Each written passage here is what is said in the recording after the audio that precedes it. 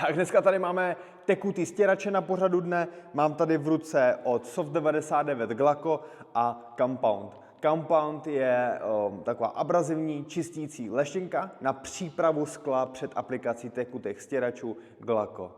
Samozřejmě, jak tomu bývá před jakoukoliv ochranou, je nejzdlouhavější a nejdůležitější příprava. Což znamená, že si teďka půjdeme umýt krásně sklo, umyjeme si ho nejdřív ručně, klasickým autošampónem, a potom tak to budeme čistit leštěnkou. Klasicky si vezmeme, tady v kýblu mám připravený autošampon, mycí rukavici. Tak zvedneme si stěrače, ať se tam hezky pod to dostaneme.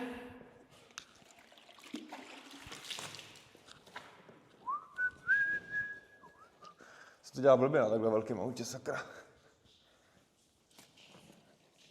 Ta příprava je důležitá, protože když bychom na tu špínu začali tam hnedka leštěnkou, tak bychom si to sklo mohli porejpat, nebo bychom tam měli ty špíny hodně a je to zbytečný, takže takhle pečlivě umyjem.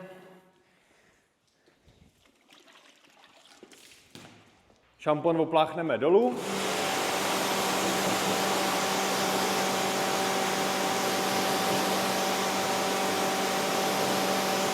Abrazivní leštěnku tak budeme používat na mokré sklo. Používá se ta leštěnka za mokrá, takže takhle rozděláme z toho, je tam takovýhle špuntík, vytáhneme, nachází se tady takovýhle filc, je to dobře zabraný takhle, jo?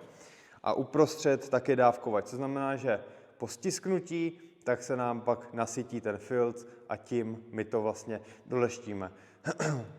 Účelem té leštěnky tak není to sklo vyleštit od škrábanců hlavně, jo? Aby si to někdo nemyslel, prostě to vůbec jako takovou funkci nemá, ale má to za funkci to sklo perfektně vyčistit od zaschlého vodního kamene, od nějakých nečistot, co se týče třeba hmyzu nějakého zapečeného, zkrátka dobře to, co jsme nedokázali odstranit klasicky ručním mytím, tak tady tím to všechno toho zbavíme. Jdem na to. Tak, naneseme si tam tu leštěnku a kroužovýma pohybama komplet celý sklo takhle projedeme. Když už nám tam bude docházet, lehce přimáčkneme, ono tam zase doteče trošku té leštěnky. Tadyhle pozor, vyhejbat se plastům, upřímně nevím, jestli bychom to nějak mohli třeba poškodit, ale určitě lepší se tomu vyhnout.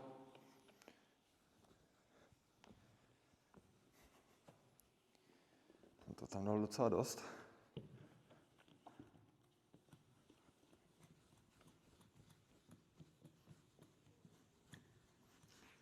A tím způsobem takhle komplet celý sklo projet, vyčistit. Určitě to lze jako použít nejenom na čelní sklo, ale i na zadní sklo, na boční skla, po případě určitě na zpětný zrcátka, výborná věc, jako mít tekutý stěrače.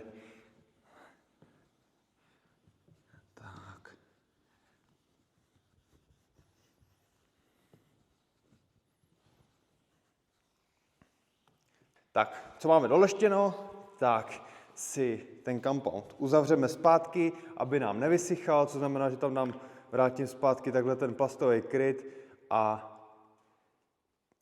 takhle to krásně utáhnu a mám to připravený na další použití, až se k tomu třeba vrátím za půl roku, můžu si to znova vzít a znova s tím pracovat. Ten compound, teďka jak to máme doleštěný, tak se neutírá od utěrky, ale krásně se opláchne.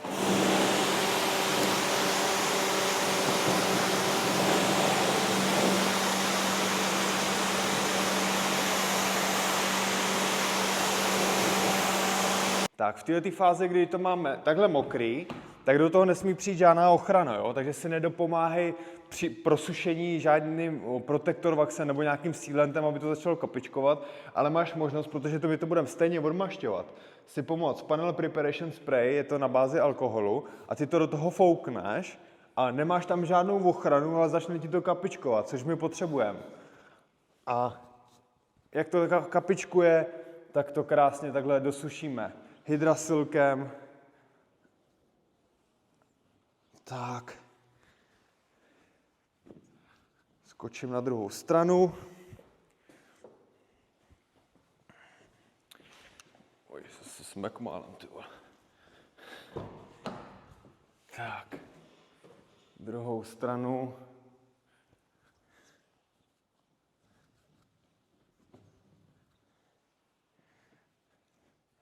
A mrsknu si ten ručník ještě tadyhle takhle na střechu, ať mě z té střechy nestíká voda do toho. A jdeme si to odmastit. Tak a teď si to půjdeme odmastit, což znamená úplně nová mikrovláknová utěrka, servant a máme tady znova panel Preparation Spray, inspekční odmašťovač a pořádně si to sklo připravíme. Teď ho máme čisťonky, ale po případě, kdyby nám tam zbyly nějaké zbytky masnoty, tak to tím ještě odmastíme krásně. Tak. A tím tak my docílíme naprosto dokonalého povrchu pro aplikaci tekutých stěračů. Druhou stranou takhle dosuším a už to jde stěžka ten hadr, to znamená, že to je krásně zbavený veškerý masnoty. Tak, půlku máme. De facto zabralo nám to, já nevím, 10 minutek, ani ne. Myslím si, že tak 10 minut, jo, ale úplně na pohodičku. Máme to připravený, takhle naprosto špičkově a v tuhletu chvíli tak si budeme naaplikovat tekutý stěrače od Soft 99 Glaco. Opět je rozloupnem. Tak, jsou takhle uzavřeným víčkem, tam je takový bodec, který je opět na stejném principu strčený do prostředka, kde to funguje jako taková doplňovačka, takový dudáček. Máme tady stejný filc jako na compoundu a stejným principem, krouživýma pohybama si doplníme do toho filcu, no a tím filcem si naaplikujeme tekutý stěrače. Na tom nic není. Tak, začnu nahoře, zmáčknu si to, aby na ně to začalo vytíkat a přesytím si ten filc tady nahoře v rohu, protože kdyby mi to stíkalo, tak tady mám prostor na tom skle to ještě chytit. Slyšíš ten zvuk? To je přesně ončo. To potřebujeme při aplikaci tekutých stěračů, aby to vrzalo, protože to znamená, že máme naprosto špicově připravený podklad. Tak, děláme si takhle kraje.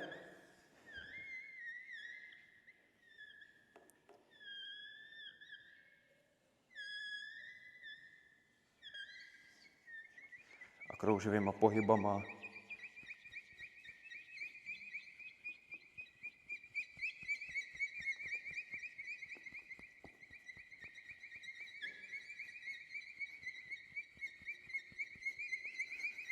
V tuhletu chvíli, co máme naaplikovaný Glaco, tekutý stěrače, tak budeme čekat 5 až 10 minut. Já doporučuji těch 10 minutek, každopádně nedělat to na sluníčku, jsme tady v garáži, jsme tady v úzovkách ve stínu. Aplikace venku je naprosto bez problémů možná, ale zajet si někam pod přístřešek, ať ti na to nepraží sluníčko hlavně. Jo? Reagovali by to blbě, strašně rychle by to schlo, nedokázal by si prostě vyčekovat tu správnou dobu schnutí a prostě přirozeně by to mělo vyschnout a vytvrdnout během těch 5 až 10 minut mimo sluníčko. Máme to přibližně nějakých 8 minutek, vezmeme do ruky utěrku, čistou mikrovláknovou, tohle je Velvet od Elegie a musí být suchá, třeba oproti Gionu, kde se stírá keramická ochrana vlhkou utěrkou, tak tady tomu tak není. Takže suchonká utěrka, mám tady s dlouhým chlupem a krouživýma pohybama, tak krásně ty stěrače takhle sleštím, aby to bylo absolutně všechno beze šmouch, pak si to po sobě projít, ono se to stírá jako naprosto špicově, jo. Takže bych to viděl, že jednou stranou utěrky z toho takhle setřu to největší jakoby množství a pak si otočím a doleštím do naprosté dokonalosti. Tak, to je paráda teda. K těm tekutým stěračům přistupuj tak, že ti to nahrazuje stěrače jako mechanický, jo. Vyloženě to je tak, že tu vodu vyloženě odstřeluje, kapičkuje to a tobě se na tom skle budou tvořit mikrokapičky a ty by si je jako neměl stírat, jo? Protože tím stíráním mechanickým, tak ty zkracuje životnost těch stěračů. Takže je na tobě, jak ti to hodně vadí ta voda na tom skle. Každopádně, jako ono to samostatně funguje naprosto špicově. Tak.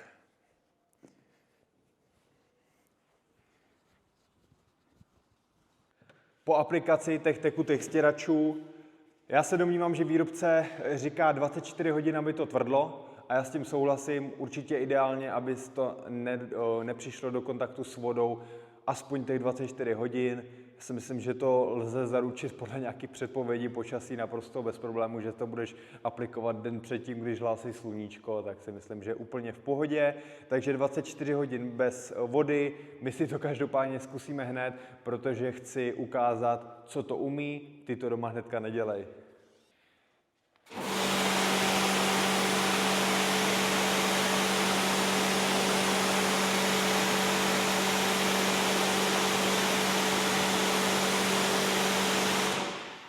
Krásně to odvádí vodu.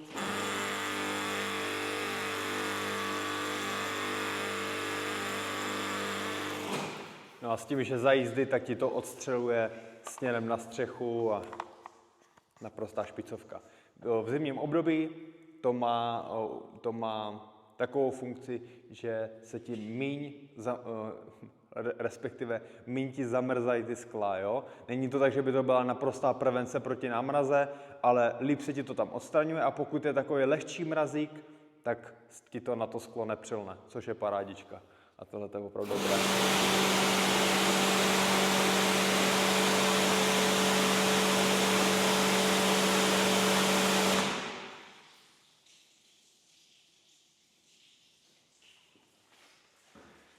Takže jo, přátelé, tohleto byly tekutý stěrače Glaco a abrazivní leštěnka na skla Compound od Soft 99. Já si myslím, že naprosto jednoduchá aplikace, že jsme si dneska ukázali de facto od A do Z, jak to jednoduše naaplikovat. No a ty mě nezapomeň sledovat pro další videa, cvakněme tam odběr a zvoneček, aby ti žádný neuniklo a brzy se zase vidíme.